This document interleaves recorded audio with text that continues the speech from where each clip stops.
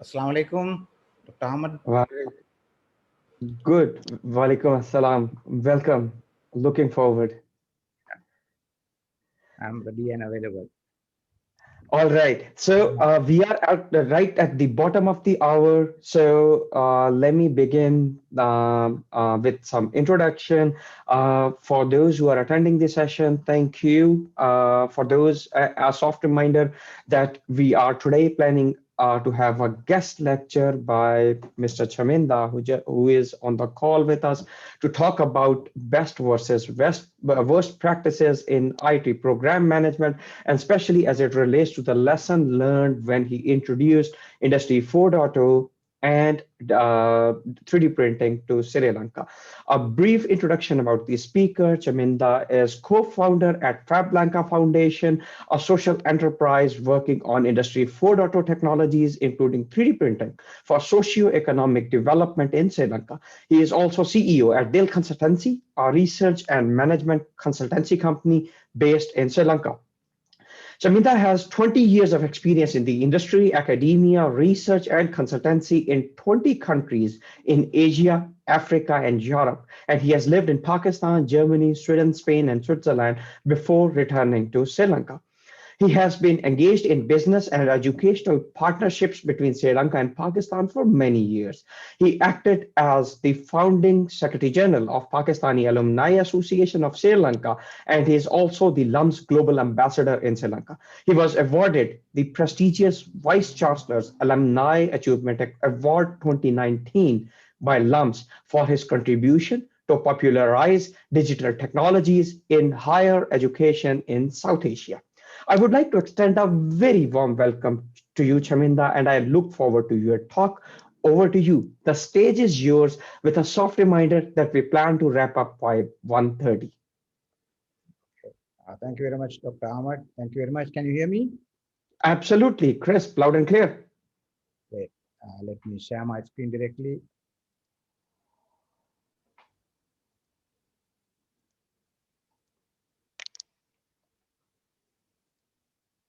So again, Assalamu alaikum to everybody. And I'm from Sri Lanka. I see a very young gathering of young people, and also some people I think have joined also from Sri Lanka and other places. Maybe we have shared this as a public session. So very glad to be here because this is my first lecture to LUMS after I think 15 years. Last time I did a MBA session inside the campus in 2006 when I visited LUMS. But now, so it's very, it's after a long time, and I'm very much happy to be reconnect back. And thank you again to Dr. Hamid and the group for inviting me. And also congratulations to you, the people who are following TME program, which is a very kind of updated and required program. And I look at the content very much compatible with what I'm talking today. So congratulations, and happy to know you back, and I hope to be in touch with you even for the future. If you look at what I'm going to do, Dr. Ahmad, do they have the hand raise option in case? Yes. Yeah. Basically, now I'm going to do this as a lecture, maybe for 1 hour, and then have time for discussion. But if you have any questions, you can raise hand, or you can ask if there are any clarification questions, or you can also use, I think, chat function so that I can look at those questions and answer. Yeah, that would I would recommend too. To avoid interruptions, either please raise hand or put it in the chat. Okay, right. Thank you very much. And also now my, I am trying to cover a lot of stuff within like this short period. Maybe sometime I go faster, but you can always warn me and um, kind of indicate that I'm going too fast. But you don't have to, know everything. Just I'm giving you opportunity to know what I have kind of done during last many years. Maybe some of you will be interested to learn something out of that. If you also note my topic, it's about best and worst practices in introducing 3D printing and industry for Sri Lanka. And I have intentionally avoided the word IT, even though that is my official topic. I have a purpose for that. You will realize it later, because simply saying what we consider in under fourth industrial revolution it's not just limited to IT. It's about manufacturing. It's about biology. It's about um, also physical world. So it's all digital, physical, and biological words. That is why I kind of drop the word IT. But of course, for your purposes, that's the topic. Okay. Yeah, during my presentation, I'm trying to, and also I am actually more comfortable with case method, but today I decided to have a lecture and discussion with the approval of Dr. Ahmad. So I think that will be more effective in doing this in the one-day session or 1.5 hour session. So I'll talk about Sri Lanka as a country, maybe in comparison with Pakistan, and then introduce the concepts. I'm sure you already know about Industry 4 and Work 4.0, 3D printing, but what I meant may be something different to you. So I'm trying to introduce the concepts and with some backgrounds. And then we'll talk about our social enterprise FabLanka Foundation, the base technology behind that 3D printing is a part of Industry 4 technologies, and of course about FabLabs. And the final presentation part will be best and worst practices in program management, mainly in introducing 3D printing and Industry 4 using FabLanka Foundation. And we can also have a discussion. All right. First of all, I want to ask you, any of you have been to Sri Lanka by any chance as a tourist or raise your hand? Okay, we have only one person. Okay, only one person. That is great. Two people. That's great. I didn't expect when I asked this like 10 years ago from many people from India, Pakistan. They have not been. So we at least have two people. This is very good. All right. Uh, I'm curious to get your feedback, but I will not do it now to save time. Okay, so as you can see here, you guys are here in Lahore. I am after the big land here. I'm at the bottom of the, India and part of its island in Indian Ocean. We call this Pearl of the Island, but my Lahore friend says kind of toilet of India, right? But that's how we make jokes. But now, interestingly, I normally when I was studying there in 2001 up to 2001, I used to there are no direct flight from Lahore to Colombo, so I used to come to Karachi and take the flight. I mean, one flight from Lahore to Karachi and then Colombo. But now, during my last visit, that is 2020 January, I was able to get a direct flight. So now you have, I think, 2 hours or 3 hours direct flight, which is very convenient. If any of you are planning to visit, that is really encouraged. And I want to tell you, maybe you don't have many of you don't can't have that experience anymore.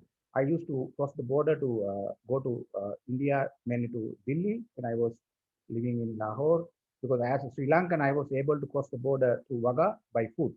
So I visited Delhi many times, watched movies, and whatever I couldn't get in Pakistan, sometime I could get from India. One time, I remember I took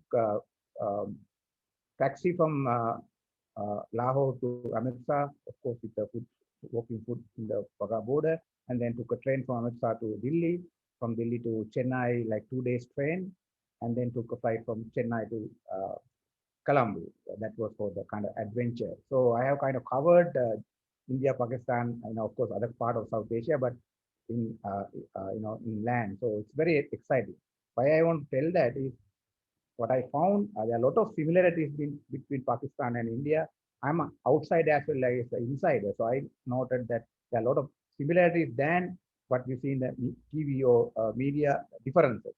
So if you have any chance, visit India and see, you can see similarity. Of course, this is manipulated politically from both sides, so there are complications. But people, I would say, in all over South Asia, more similar than people think. I have witnessed this in all, except Afghanistan. I have worked in other countries, all countries South Asia, and I have learned that.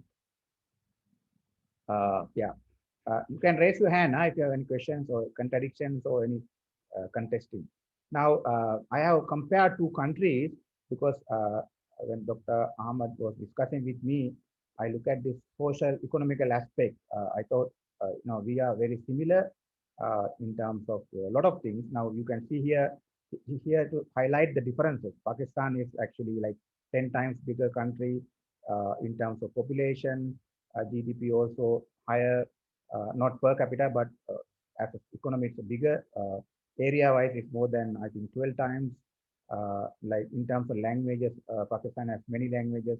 We have main 3 languages. I think when it comes to religions, we have higher diversity. Where Pakistan is a Islamic republic.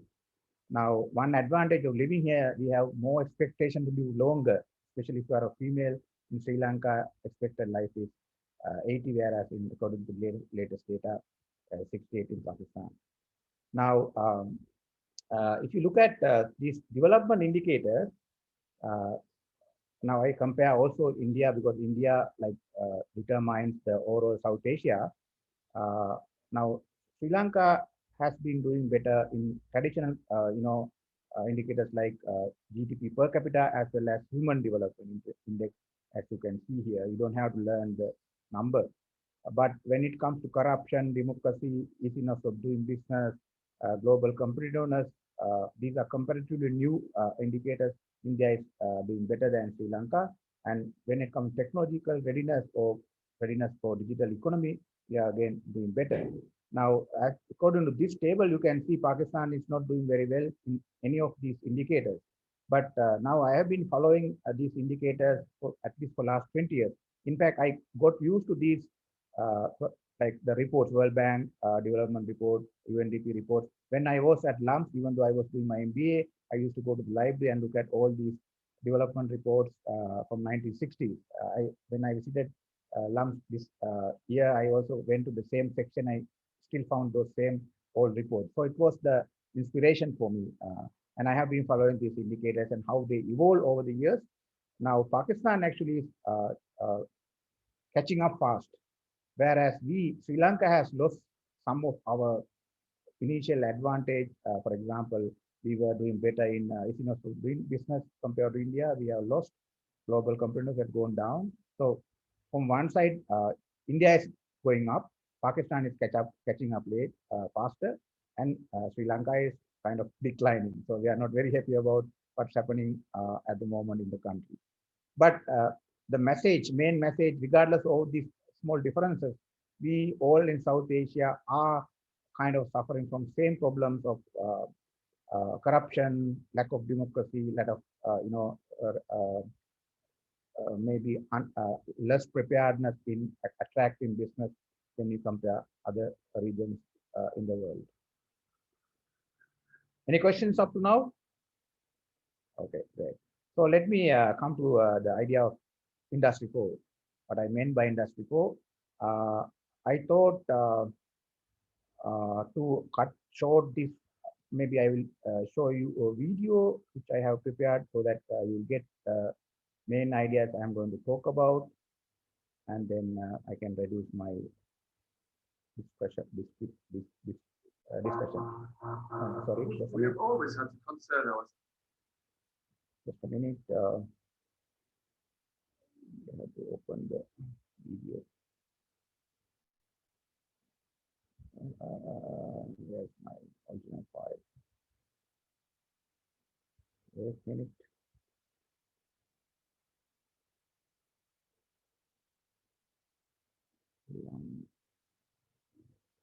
Okay, my original file has been relocated for some reason. I know it's here. Okay. Okay, so let me open it with Industrial Revolution. And the original industrial. now I will unshare my screen.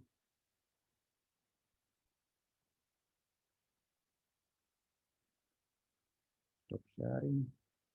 And then reshare the video. Can you see the video like stuck? Can I? Okay, I will. Yep. Will play it. It's 3 minutes, slightly more than 3 minutes video. Revolution was driven by the discovery that you could use steam engines to do all kinds of interesting things. That was followed by additional revolutions for electricity, computers, and communications technology. We're now in the early stages of the fourth industrial revolution, which is bringing together digital, physical, and biological systems.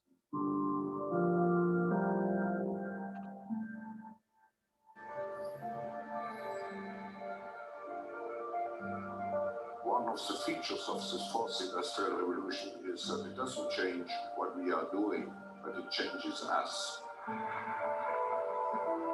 We need a different economic model that will allow us to meet the basic needs of every human on the planet, and that will be focused not on growth per se, but on maximizing human well-being. We have energy technologies that can power our civilization, but how do we get it and implement it at the scale we need and as price that people around the world can afford? Transform to make it more efficient, will the impact can be huge. Which is exactly like printing. The question of adding quality to quantity is really about diversity, helping jump into clean air, clean energy. Together, we're fighting to preserve our fragile climate from irreversible damage. The prediction of results of technology is serious, but the mindset is how would you define work? How would you share the wealth? How can you have a doctor that really knows a lot about data? How can you have a biologist that knows about medicine? We have to create a space to be able to think freely, to think divergent thoughts, think creative thoughts. We really need new education. Trying to encourage the students from third grade all the way up through the end of high school to pursue science, math, and different technologies. This ability of digital technology to change outcomes, to truly empower people that can create a more equitable growth. Fourth industrial revolution has the potential to make inequalities visible and to make them less acceptable in the future. I was the first person in the world to be able to voluntarily move my legs while stepping in a robot. It will be possible if enough of the right people have the will to make it happen. Seeing this incredibly exciting convergence of genome editing and sequencing, governments have a very important role to play in enabling the safe and effective use of technology. We need to take responsibility at every level of society to adapt to these technological challenges, which are redefining what it means to be completely embedded in this world. Even though we have everyday problems we have to solve, have to find a way to lay the foundations for the innovations of tomorrow.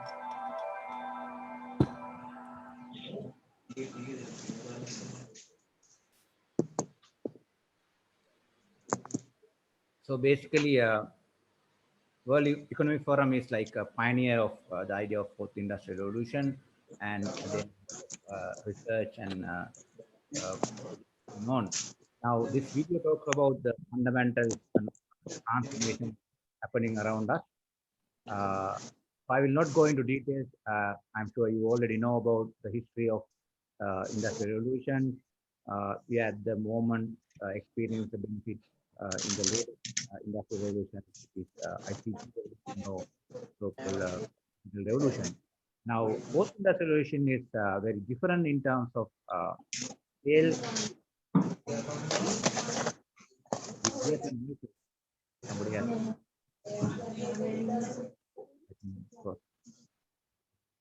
Yeah. Okay. So, sorry. Now, it's not just happening in the digital space, but it's a diffusion between digital, physical, and biological domain. So that is why we don't just talk about IT anymore, because it's happening everywhere. Now, even though ICT revolution has reached maybe 2 billion people in the world, the fourth industrial revolution has the potential to reach everybody in the planet. And that means this will recreate, reshape the entire social order and the global order in terms of political and corporate leadership. There will be a lot of disruptions in what's happening, industries and the way we have organized the societies today. And of course, the idea of capitalism will also be redefined. But however, this is not all good news, because there will be a lot of inequalities created, particularly digital haves and have-nots. People who have skills will have much higher benefits than people who don't have such skills. Now, in terms of, there are a lot of technological changes, driving industry 4. However, this can be clustered or categorized in 3 main category mega trends. One is physical, what's happening in the physical world. Now 3D printing is one of such technologies. Then you have digital megatrends, Internet of Things, blockchain, and also this is also happening in biological domain, things like bioprinting and system synthetic biology. I'm not going to go into details. Some of you, I'm sure, already working with some of such technologies. Now, different countries have prepared to face this in a different using different approaches. Now, pioneering countries, Industry 4.0, which is Industry 4.0, is the German term, and it started in Germany in 2011. I have been a student, and I have been I have Germany is a place which is very familiar to me. So I have been following this development for many years. But you can see different countries use different terms, different frameworks, different even approaches. Now, unfortunately, in India, there is a big discussion on Industry 4, but in Sri Lanka, this is not still mainstream.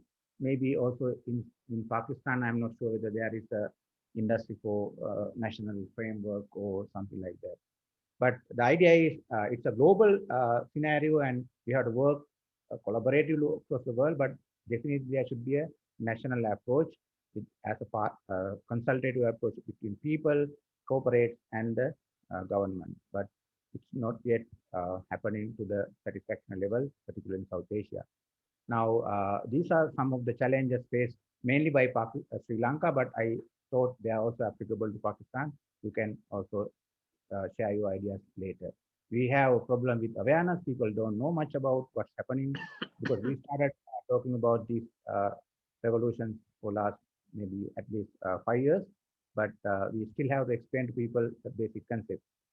And we are not ready in terms of not just awareness, but also readiness. Normally, Sri Lankans are a little bit reactive. I think my experience with Pakistan is same. Only thing, after things happen, they respond. We are not very proactive when it comes to policy making by looking at the future. Infrastructure and institutional issues are a big issue, not only digital infrastructure, but also institutional ones like legal forms and regulation on privacy, data. These are big issues in our part of the world. Now, also, I found something interesting when I worked mainly in Sri Lanka.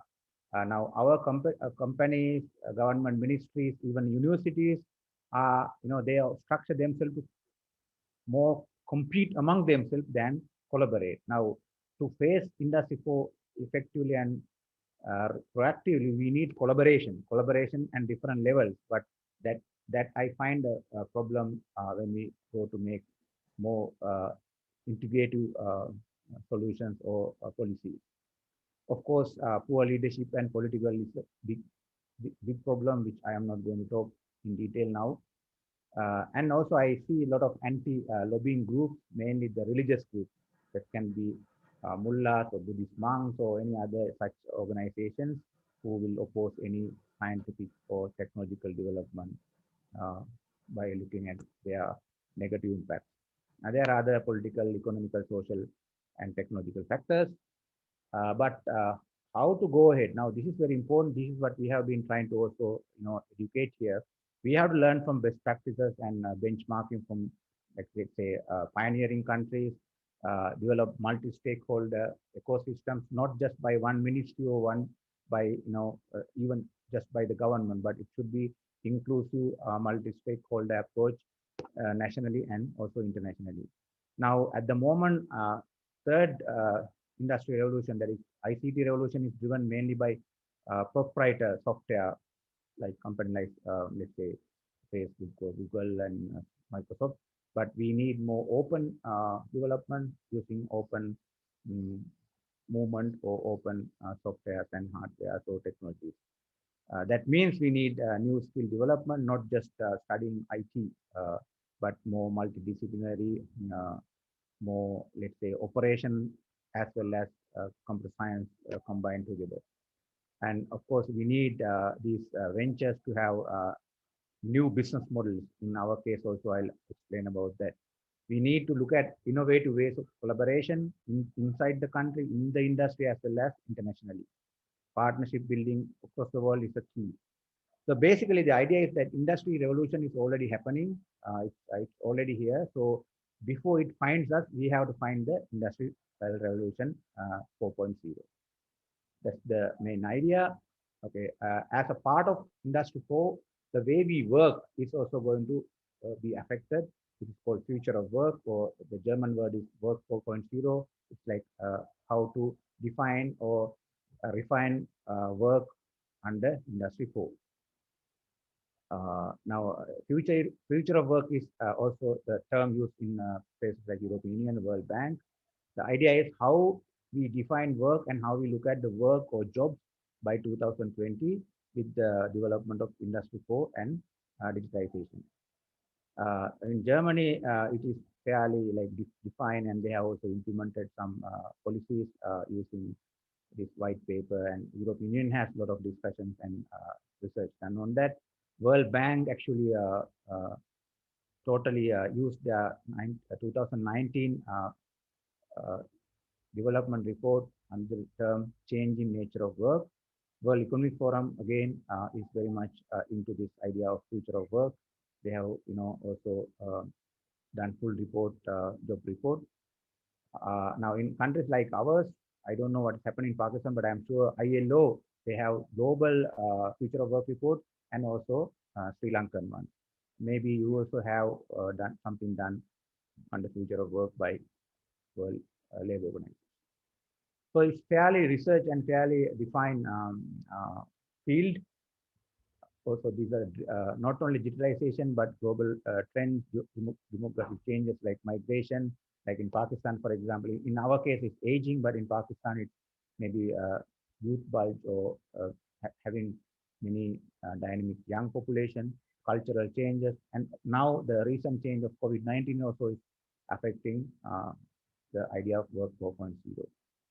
There are some challenges work 4.0 about. I will not go into details, but basically the idea of work will be different. What do you mean by work will be different? There will be new markets, new economic sectors, for example, how you kind of consider job definition of startup or entrepreneur.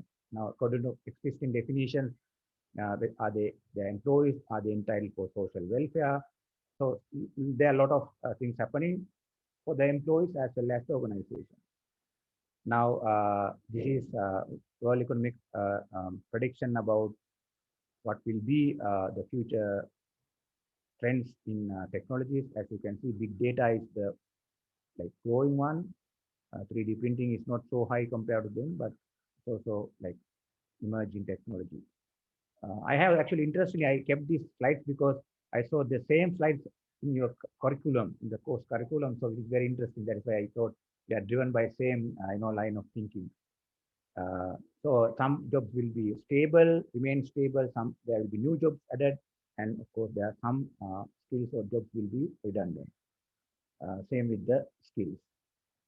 Now that means we as societies, we as countries have to prepare for work 4.0 or future of work by collaboration between companies, governments, and unions. Universities have a big role to play in relearning of the people or employees or young people. I think that is why your course is very useful, because it's one of, I think, most advanced courses in South Asia when it comes to Industry 4. You guys will be like maybe one of first groups to be prepared to face Industry 4 when you graduate. And we all have to learn from the best practices. I think now I have looked at different countries. I think Germany is doing really good job in terms of defining new norms, new policies on how to adapt work 4.0. But now I find something disturbing in countries like ours. Normally these decisions are made by the only policymakers. My advice has been always this should be consultative process. There should be public debates and discussions, because these changes are not always positive for the people. For example, let's say older people who are already skillful of doing their work in the traditional way. So we have to look at their rights, unskilling, reskilling, a lot of stuff. So we need to have a consultative process across the social section. we as professional managers, you have younger guys have new challenges. For example, you have to develop skills to be compatible with these changes happening. And there's a challenge, like for example, we started with digital, sorry, for example, uh, 3D printing, but after 5 years, we find to some extent it's a little bit outdated compared to maybe other technologies like AI or robotics are more trending. So these changes, technological changes are not also constant. And we will have a challenge of working together with robots. Actually, they are more like cobots, collaborative robots. Not only in the factory level, but also in normal restaurants, banks, and also in management. For example, you can have very soon board member intelligent robot who will take decisions, doing calculation, maybe doing forecasting simulation when you are having the discussion. So are you ready to work with robot as a colleague? And to prepare, you need to learn not just one subject of computer science or engineering, but you need to have more, multidisciplinary knowledge, but psychology, maybe philosophy, I don't know, any other relevant subject. And now, when I was growing up 20 years ago, I wanted to, be a good engineer, but now I know that kind of career progress is outdated. You'll start with as an engineer, maybe you learn business administration and then do PhD in, I don't know, international relations. So the idea of professional development, it's more demanded, but also the way you look at not just linear, not just along one profession, but it will be more broad and more demand driven. Okay, final conceptual part is what is happening due to COVID-19, because Industry 4 and Work 4.0 discussion we started doing 2 years ago, but with the COVID, there's a new challenge or opportunities. I have a video, maybe I'm not sure that. The idea is now some people believe COVID has slowed down Industry 4 and Work 4.0 development. However, my argument is it's not actually, it has not slowed down, it has reoriented and kind of short circuited. So you can see in a different way, it's kind of accelerated up. Now, before pandemic, we saw the automation or industrial automation, where companies look at labor cost, innovation in the market, and occupation and tasks, and how to reduce capital expenses. But now you can see it's totally different. And now organizations, as a way of reacting to COVID-19, trying to reorganize their companies. It's a way of overcoming labor employee constraints due to the pandemic. Also now governments all over the world are changing their policies, so companies are trying to adapt to those new changes. For example, now some countries, particularly in Europe, they encourage more automation and provide funding stimulus for that. So like introducing new digital technologies, for example, automation of factories or introducing robotics are more attractive now than 3 years ago. So based on those, COVID-19, I would say, uh, accelerated up in many countries and many industries. However, when you are going forward, you have to look at not only by adapting technologies in places like China, they are ruthlessly replacing people with robots, but we have to look at as democratic countries about the welfare of the people, and we have to look at what trends are sustainable and what are like declining or getting outdated. It's very important that we have to look at the upskilling and retaining of the workforce or their jobs. The idea is we should not be only fancy about technology, but this expansion, this implementation should be human centric. And eventually, we need to build more resilient and innovative economy for to facing future shocks, not only COVID-19, but maybe different other external shocks. Okay, so I will not ask this question from you now, but you can think about in your own environment, in your job, your industry, in your career? What is the impact of Industry 4 and Work 4.0? And is it more a challenge for you or is it an opportunity for you? And how COVID-19 has accelerated or de-accelerated Industry 4 and Work 4.0 and how? So those are things maybe you can also tell me according to your opinion during the discussion. Okay, so I have completed 2 parts. I'm going to go talk about FabLanka Foundation. Any questions up to now? Short clarification question. Have you typed? Okay, yeah. Abdul Samad. Yeah, you can go ahead. So you can address me Talha also. Okay, yeah, yeah.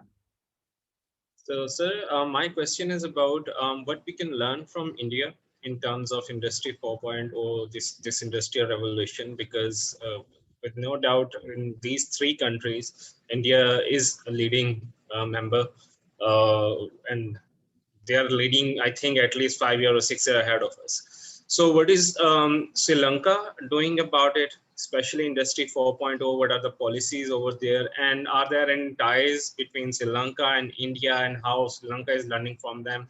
And what Pakistan can do about it, since, you know, the socio-political relationship with India and Pakistan? Okay, I will try to answer the last question later, but um, uh, now India is not really like, you know, not really doing things as we think they should, even though they have been successful in third industrial revolution with companies like Infosys and you know, other Satyam and other companies.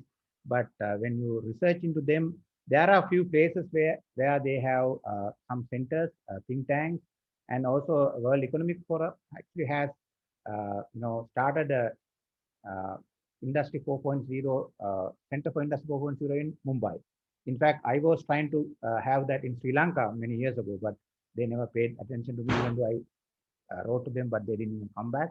I think because for them, India is more appealing and it's a bigger region. So, but overall, it's not really, you know, they are not doing very well. As you can see, I showed in network readiness. Still, Sri Lanka is doing better in the figures.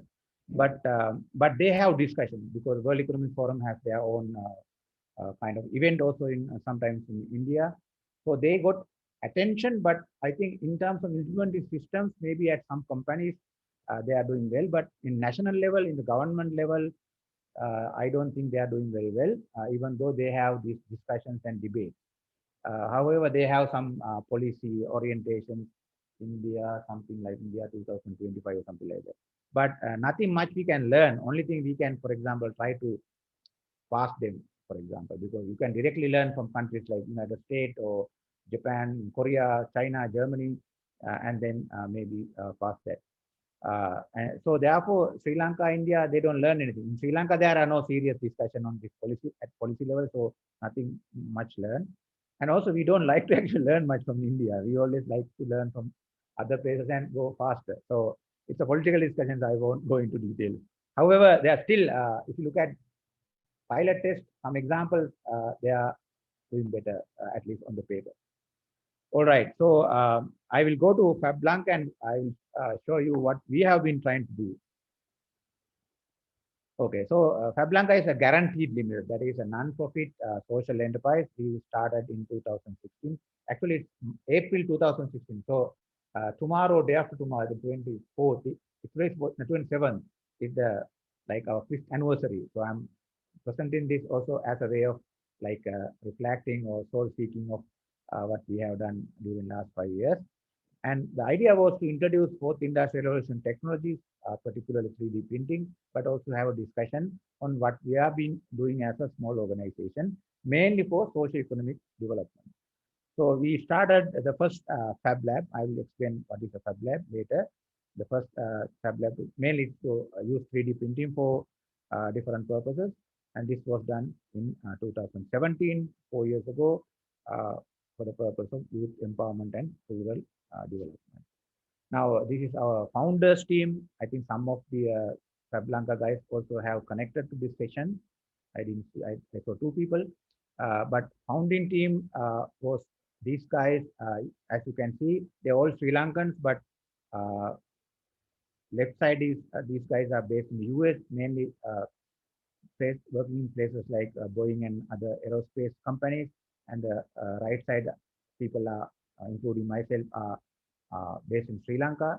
So what we basically do is do kind of a technology transfer, knowledge transfer from United States to Sri Lanka. We also had some people from Pakistan, Germany. And now our community is around, I think, active people, about 40 to 50 people, but this is the founding team. Mainly these guys are engineers, but also we have sociologists and business person. I am kind of a hybrid. So we use 3D printing technology as our way of, connecting or learning fourth industry revolution. Maybe to how many of you have heard and work or learn about 3D printing? Can you raise your hand just to get idea? All right. So let me. Okay, there are some guys. That's very good. I will show you also again very quickly a small video. What is the idea of 3D printing, so that I can cut time in my presentation. Stop sharing. Screen sharing. So the video talk about how it's going to change the world, mainly in manufacturing. Thousands of years, manufacturing has been guided by the same principle. We'll take a block of material, we'll machine, or we'll carve, or we'll chisel, remove excess material from it until we get to the final shape. Not much different from a hunter way back in time takes a larger rock and breaks it into pieces, trying to make an arrowhead. Even though we're using high-tech machine methods, the underlying principle is basically the same. But there's been a revolution in manufacturing. Today, we can start with nothing and build an object from the bottom up, only using the material that we need. 3D printing is so revolutionary because of the efficiency of the process. We start with a flat bed of metal powder. Powder is our input. The laser melts a thin layer of the metal, bed drops a fraction of an inch. We put fresh powder over the top. Sorry. No. I think I made a mistake. Move the material that I want to remove because the machinery isn't capable of doing it. We can take that traditionally manufactured part, feed that into a computer program that looks at the loads in the environment that part operates and reveal the true structure so that you only print material where you need it. What often happens in these optimized designs is they're very curved and organic looking, like they were grown from roots of a tree. I mean, there's a reason a tree looks like it does. It's because it's an efficient structure. Nature is the ultimate design. Now I have a lighter weight part which goes on an airplane, which means it burns less fuel, which ultimately means greener earth going forward. If you look at certain science fiction depictions of what the future is going to look like with 3D printing, all of a sudden these things become reality. For example, let's say today I have a building panel. What if I can make that panel hollow? It could be lighter, so it can be taller, insulative, so that it can operate more efficiently. Instead of a 100-story building, we can make a 300-story building. We can now design structures with almost unlimited customization. You can custom make medical components, knees and hips, different for each person. We see cars that are custom designed by individuals versus mass produced for everybody. You can dream it up on a computer screen, you can print it very quickly. We're approaching the point where our only limitation will be our imagination. Okay, basically the idea is that you can print almost anything as far as you can imagine it in a computer screen. So this will not be bounded by traditional manufacturing limitations of machines or materials. So there are a lot of these opportunities created due to 3D printing. The basic difference is in the traditional manufacturing, you remove parts from a piece of metal or something, and it's a kind of reduction process. Whereas in 3D printing, it's an additive process. You build the shape by printing on layer by layer. That's the main difference, and there are different advantages because of that. You can see a lot of applications on 3D printing. It's also, you don't really need big, large scale manufacturing. You can, print one piece by one piece and very complex pieces, as you can see, from cars to jewelry to, drones to houses, and very odd shapes, complicated shapes. A lot of nowadays, the Boeing companies like Boeing, they use 3D printed parts, not for the full plane, but reduce the weight and improve the material strength of some parts. So why a country like Sri Lanka should pay attention? Maybe some of them are relevant to Pakistan, but not all. For example, in our case, our manufacturing is very weak, so we want to improve our manufacturing capacity and manufacturing contribution to GDP. And as a small country, now the concept of manufacturing is economies of scale, where you produce more, you get lower marginal cost or unit cost. But that is why countries like China, India can have better manufacturing because they have economies of scale. But 3D printing will allow economies of scope. So regardless of the batch size, your unit cost will not reduce. And also this allow mass customization, and consumers don't have to be passive consumers anymore. In the 3D printing kind of manufacturing environment, you can involve with the manufacturers from designing process and from the beginning as consumers.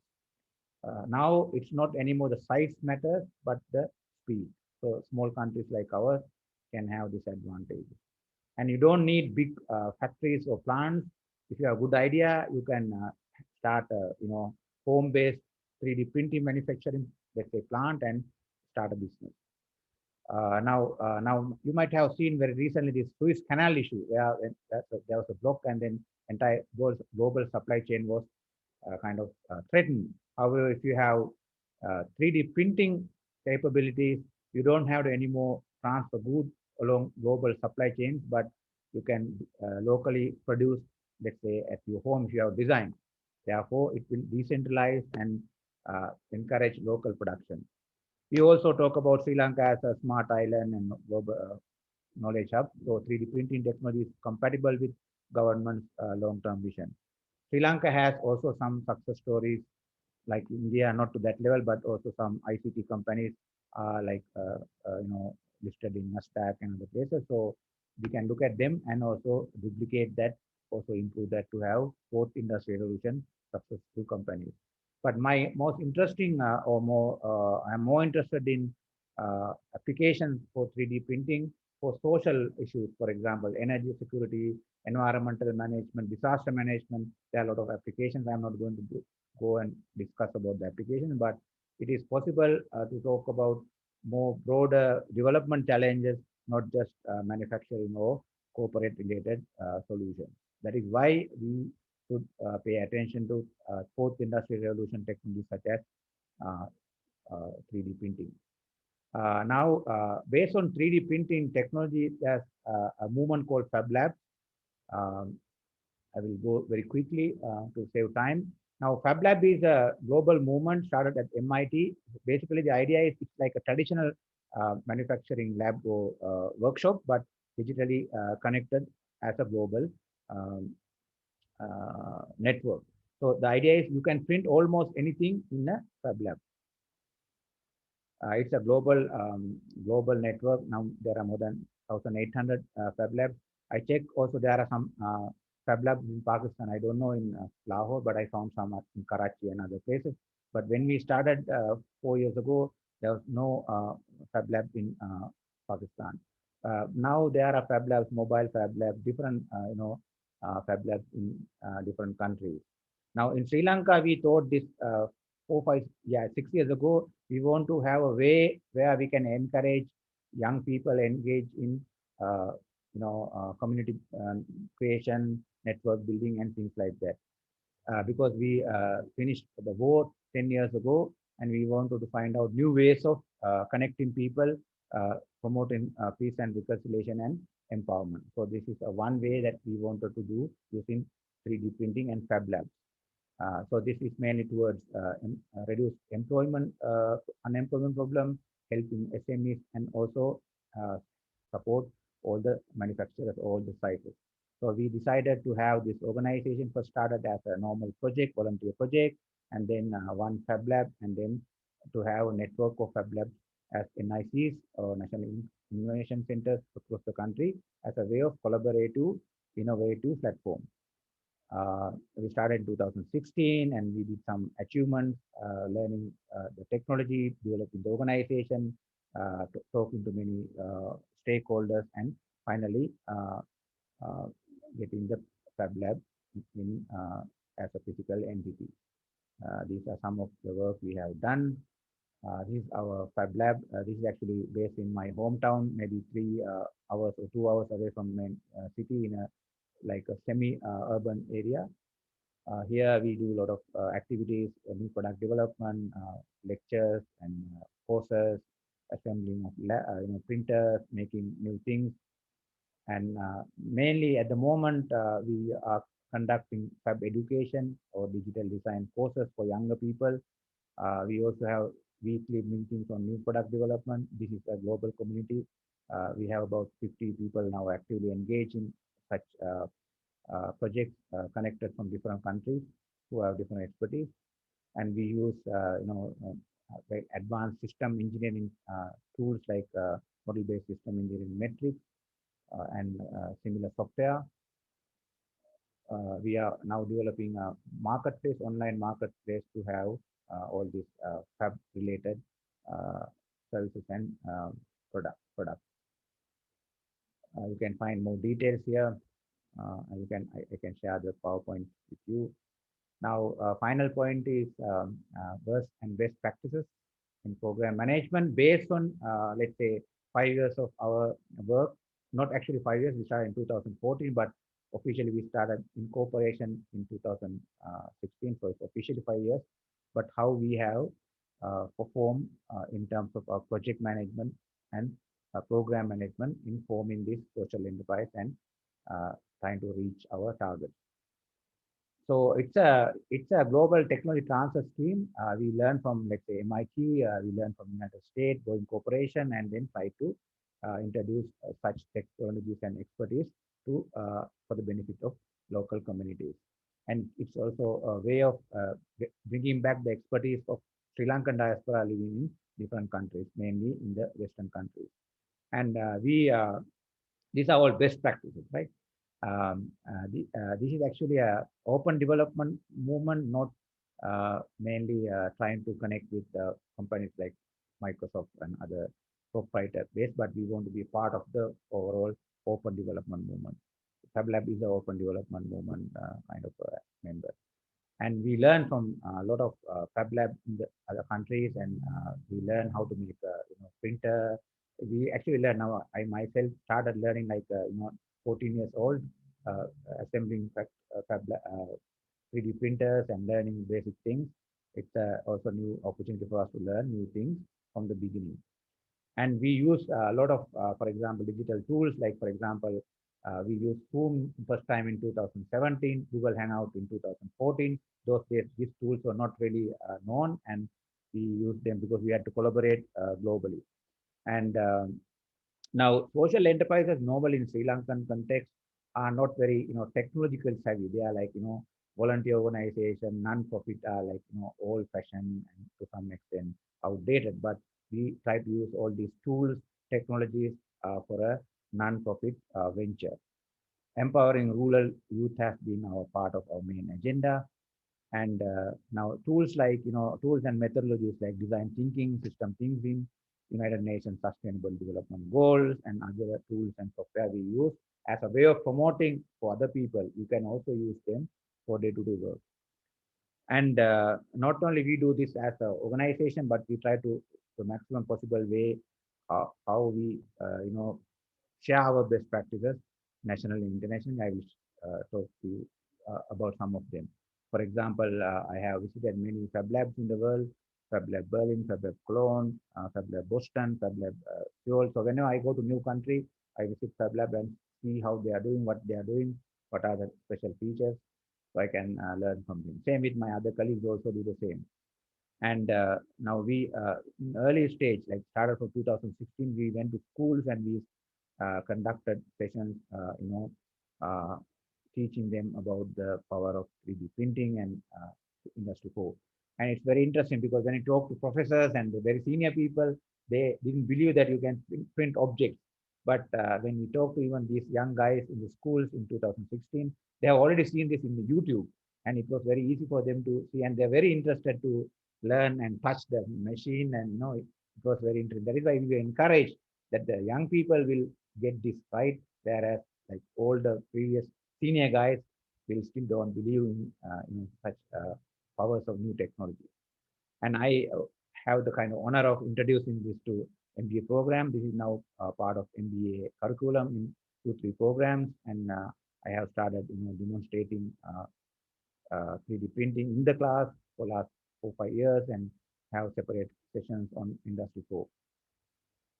Not only that, we also access policymakers, uh, politicians. The first one is I was presenting to a, Prime Minister's Task Force, Science and Technology Task Force.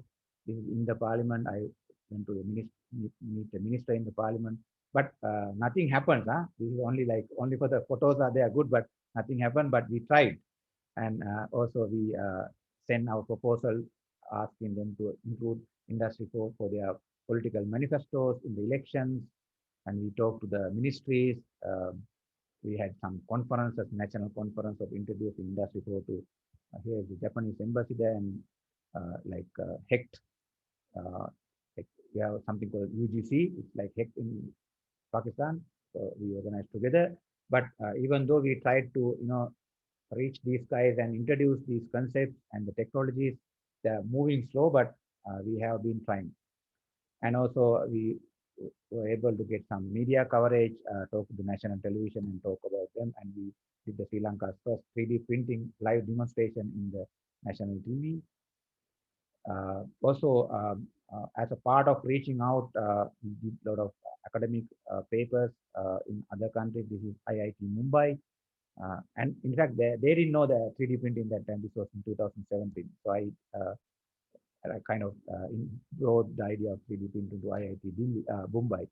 This is in Nanyang Technology University in Singapore.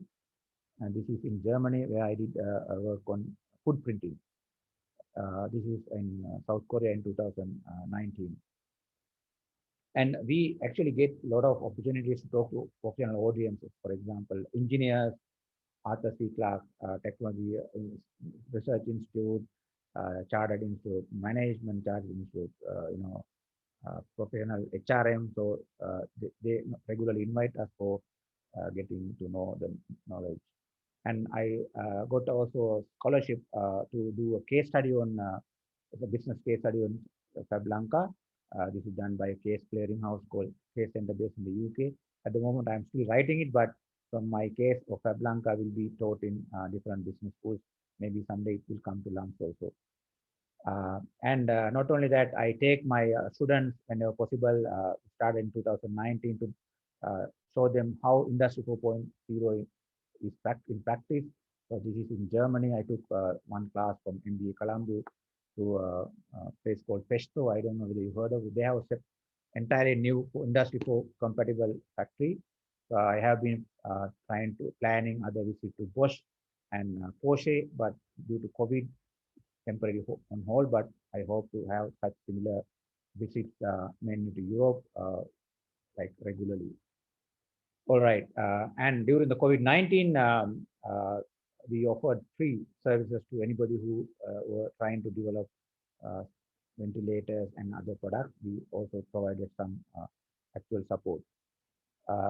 Last but not least, I got the best reward last year when I got this Vice Chancellor's Alumni Award at LUMS, mainly for my Industry 4.0 work in Sri Lanka and other countries. And during my visit, I saw this NIC was very interesting and very excellent place. I know you have a formal connection. I'm also looking forward to have a connection maybe in the future.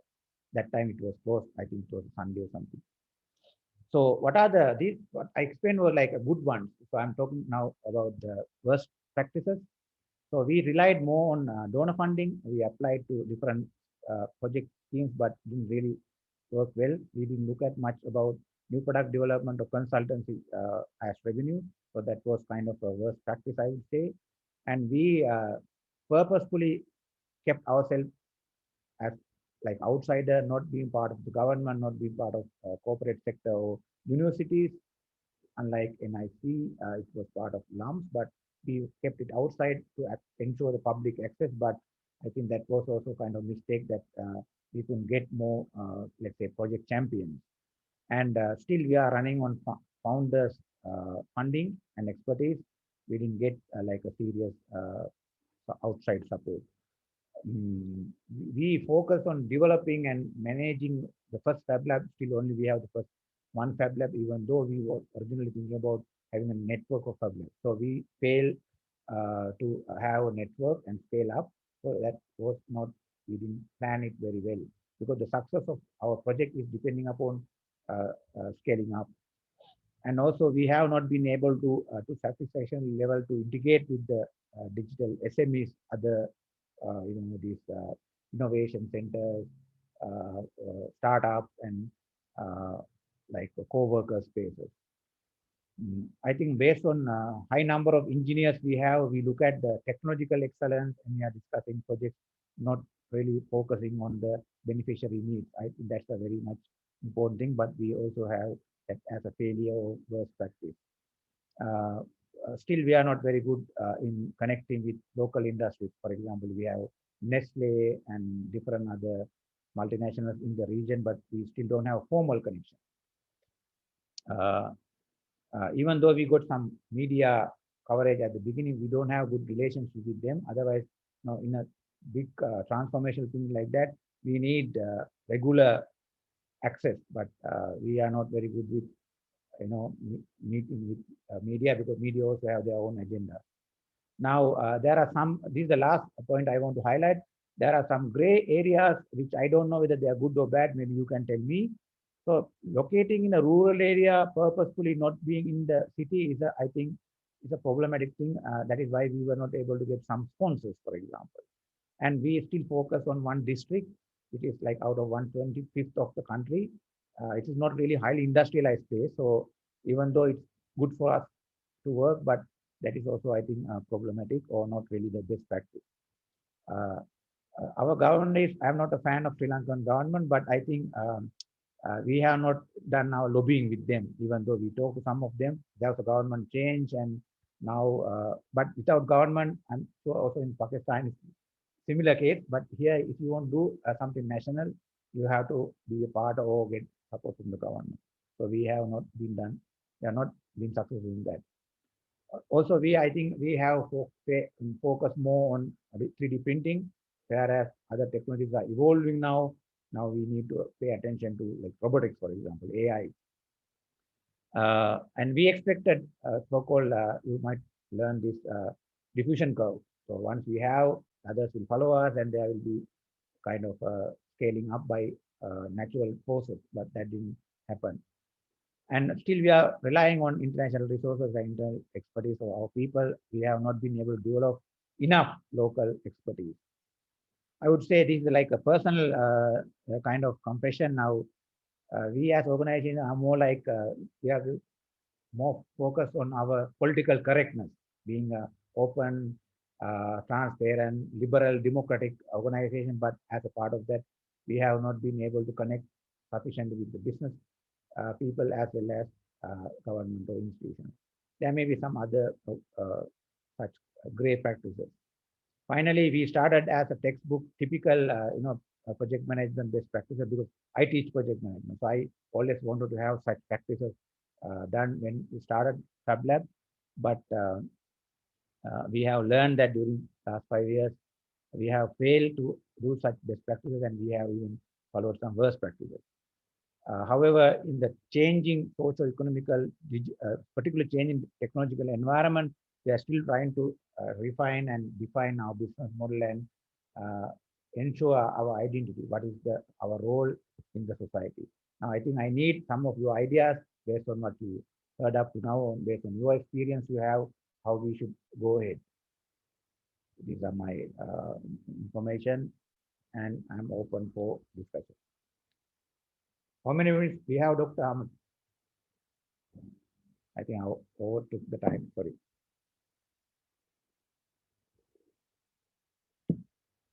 Any questions, comments?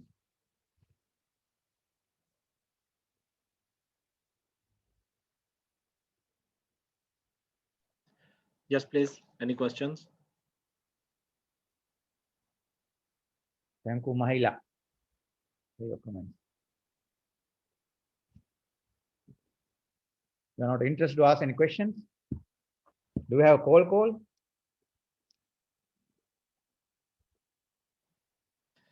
Are you I guess hungry or? all of us are very happy with your presentation. So All each right. and everything is already very elaborative and well understood. So it happens sometimes there are no questions. So, okay, Mr. Chaminda. Yeah, thank you very much, because I had, for example, how to kind of focus this, because I'm not very sure about the audience, but even though I look at the course outline and everything, but now importantly, now I know you are very much connected to the startup landscape, and you are doing a lot of work beyond your studies. Now, I'm very much interested to have, let's say, some, I don't know, interns or volunteers or project people working with me. I have done before this also some students from MBA students from LUMS and from Germany. So if you want to do any collaborative projects, I'm very happy, because I do other collaboration with LUMS. And also, if you are plan to visit here for official purposes, tourism, you are my guest. So I have been welcoming people from LUMS for last 15 years. Okay. Right. There's a question asked. Yes, Faria is asking something. Faria, you can please ask to the microphone as well. Right, thank you so much. Thank you so much for the session. I just wanted to ask, in terms of the market space in speaking of Sri Lanka, because it's not well developed. If when we're speaking about 3D technology, then the space here in Pakistan is not yet developed as such. So what's the market space looking like in Sri Lanka right now? That's a good question. Now, for example, now I have been witnessing or kind of surfing the market for last at least 5 years, 6 years. And but actually it's evolving now. You see, 5 years ago when I talked to people about 3D printing, nobody knew, including strategic officers, right? But now it's emerging. I have seen many startups. They produce small things. For example, some want to have a die, then they have 3D printing solution. We have a very big 3D printing exclusive shop in Colombo. So it's a future business. Now, if you are ready now, and when people learn about it, there will be future opportunities. However, still it's very let's say industry focused. People, let's say the garment manufacturers, they want to have some hangers, some part of their design systems or equipment they want to 3D print, because if you go for odd shape, small size, 3D printing is still better than injection molding or traditional manufacturing. So I would say it's not quantified or concrete, but it's emerging, and a lot of people, especially young guys, small guys, they do a lot of, they have ventures. Even we work with few guys. When we get some orders, because people think we do this for private business, but we hand over them to our friendly small enterprise. So if you have any idea to do a small startup, whether it's jewelry production, whether it is garment production, or just dye manufacturing, I think this will be a big business, because I have seen in places like Brussels, for example. If you go to a normal, how can I say, studio, photocopy machine place, printing places, there's a one section, they will print your 3D printing stuff. So it is a new business.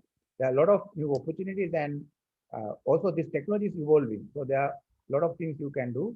I would suggest you explore further, and if you want, you can talk to us, but you can do this as a small enterprise. Ramisha, Muhammad, can you ask Yes, Ramisha. Sir, thank you so much. Sir, thank you so much for taking your time out and conducting this session. It was very informative. What I wanted to ask was about the 3D printing scenario in Pakistan, because in 2016 we had a governmental ban on the access import of 3D printers from abroad because of the threat to security in the Wow, event that people printed firearms with 3D printers. wow, okay. So if we wanted to bring the technology in Pakistan, or if we wanted to build or make 3D printers as a startup, how would you suggest us to take that route with the policy developmental organizations, the government bodies? How did you go about it in Sri Lanka? And I want to know if you had any security concerns in your country initially when you were starting out, to Okay, make so sure that the 3D printing was very, made very, legal very in your country. very good question. Huh? I didn't know actually, first of all, it was illegal and it was banned. But I first, this session is recorded, right? But it doesn't matter. Okay, I can make a joke. I actually used to, so the quick answer is you can smuggle, right? Because I used to do smuggling of, for example, the book called Lajja. It was not allowed in Pakistan, but I smuggled from New Delhi to Lahore when I was a student there. I think they can't show it now, right? After 20 years. And also I used to take beer.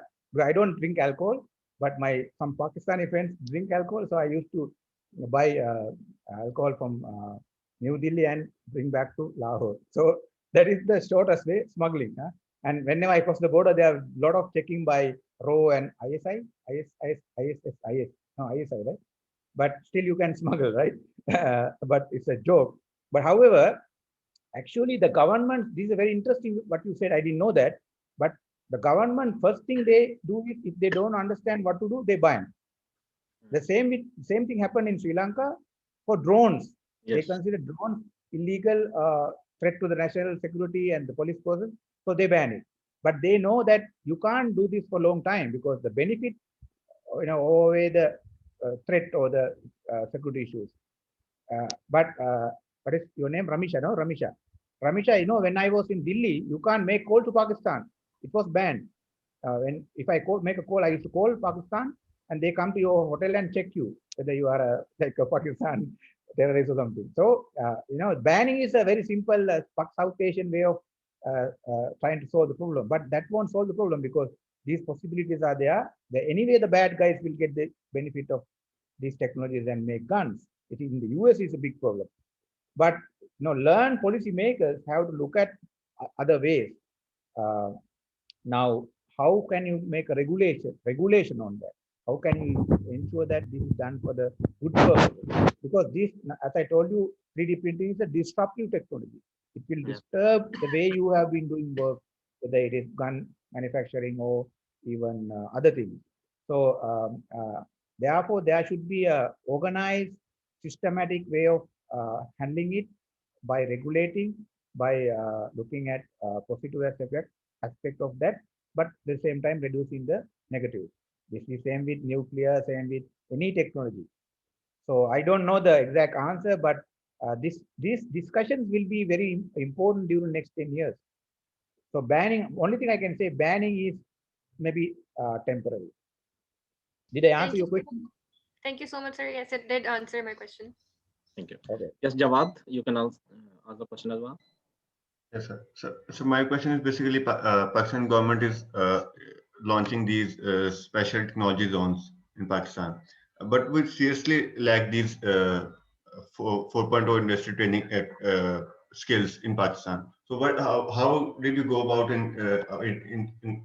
about it in Sri Lanka, and what were the best practices there? So can you please share some, so we can initiate some of those in these discussions? Yeah. Yeah, exactly. So now when we started in 2015 or 14, we had kind of similar challenges.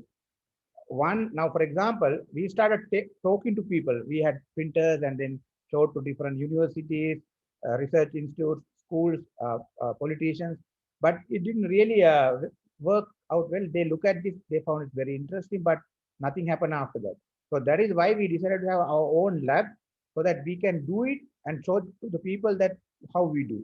So that got some attention. That is how we were invited to the media, this Prime Minister's Forum and other places. So I would say, I'm sure the national NIC has 3D printers, right? Am I correct?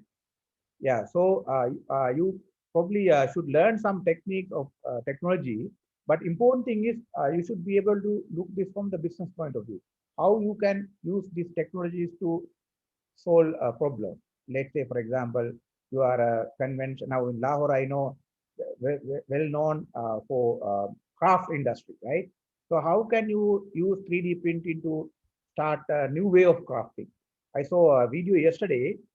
Have you known this David? There's a in Italy there is a big statue of David, the, I think Greek god, right? So they have a similar statue now 3D printed and they shipped it to Dubai's some international exhibition. So likewise, I think there are a lot of opportunities locally. You can, let's say, duplicate or recreate using 3D printing technology. So you have to find out those opportunities. And also, I found this very funny one, Buddha with Trump's head. It's now is a hot kind of sample in China. So they have last Trump Buddha meditating, and this is printed with 3D printer, and you can buy it and keep in your house. It says peace again or something. No, make peace again or something like that. So there are new ways of looking at that. As I told you, there are new approaches, your creativity, but 3D printing will provide you the facility to create things we imagine. Right. So, Chaminda, we have talked various things about the applicability of the 3D printing as well, but we have not talked about its cost effectiveness. So, can you please shed some light over it as well? Okay, so this is also a good question, which normally we get that question. Now, actually, when it comes to large scale manufacturing, 3D printing is still not cost effective. That is why the interim process or injection molding is cheaper. So therefore, this will not be like, for example, car manufacturing will never, still not be replaced by 3D printing. However, when you have specialty products with odd shapes, with very different, small or odd shapes, complex shapes, small sizes, small batch sizes, and specialty products. For example, NASA people want to have some tools to repair their spaceship in the space. So they don't anymore take the tool set. They only take design with them. They print whenever they want. Likewise, you have for specialty purposes, it is very much cost effective, and also you can do it faster. For example, I give a very simple example. In Berlin, there are a lot of refugees coming. Now, there was a problem how to shelter them because building houses will be very costly and time consuming. So they started 3D printing small house, I think 10,000 euros or 5,000 euros, cheaper and faster. So there are applications where you can do this cost effectively, but still, it's still not always cheaper than conventional manufacturing. But okay, so dynamics are changing. Yeah. So if we talk about the quality of the products, so still we have to make several compromises over it as well. Am I right? Yeah, true. Now, for 3D printed product, because the printing is done by depositing layer. So it's very good for compressive strength. If you press, it will not break. But if you, how do you call it? Tensile strength is lower. So that is why there are some applications which you can use it, not for all the cases. However, now I didn't talk about 4D printing. That's a new emerging technology where you can even program the material you are printed with. Now we print with plastic, cement, bio parts, food, for example. Now imagine when you can program the material you are printing with improved properties. If you can do that, then that problem will be solved. Now this is like this movie called Terminator, Rise of Machine or something, where the lady Terminator, remove the part and then it will come to that kind of situation. There, this problem will be solved. So I want to highlight, maybe in 2020, 3D printing is not yet like the better in terms of the quality and the cost, but the graph is declining in terms of cost, whereas conventional in some point within 5 years, I don't know, 10 years, it will overtake the conventional manufacturing in many industries. Excellent. So it is true only for the specialty products only at current point in time, right? At the moment, specialty products, samples, small batch sizes, products with odd shapes, and personalized products. Now, for example, Nike website. Now you can design your own shoe, and you can design and they will do it for you. Or some companies allow customers to, as a part of the after sales service, print components at home. Okay. And there are some restaurants in places like Barcelona and London only with 3D printed food. So it's now it's not just replacement of what we have now. It will create new line of businesses. So those are very exciting. Right. Okay. So, Mr. Chaminda, if we talk about the material we can use for the 3D printing, so is there any type of limitation in the 3D printing regarding the material, or we can use any type of material which we want for some special? You can't use any type of material. Mainly used material is plastic, but also there are printers which can use concrete, so you can build houses or bridges. And bioprinting is where you can print with human organs. Now that is going to be very interesting and exciting.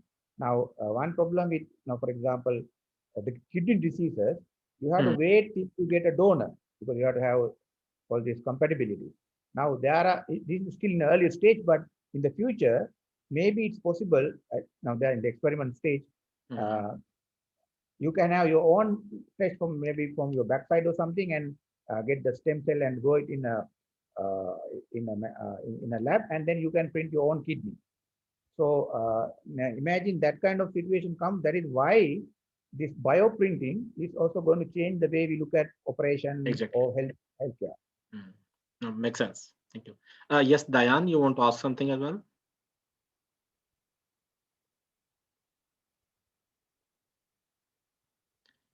Printing model. Hello. Yes, Diane. Hi.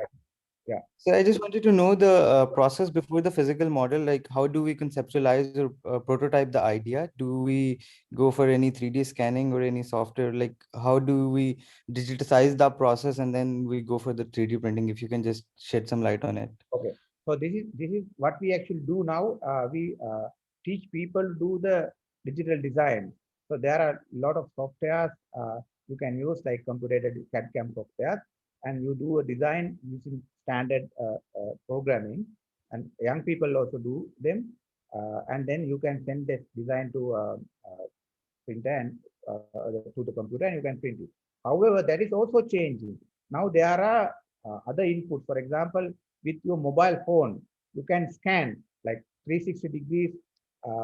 Like say, for example, if somebody can scan me in 360 degrees, then you don't need any programs or sketches or any software. It automatically, that image can be printed using the printer. So through that, you can use like mini of me. So those are possibilities. So maybe after 5 years, people don't know to learn anything about computer design, but you in a different way, you can scan from your phone or whatever, and then that can be sent and can be printed.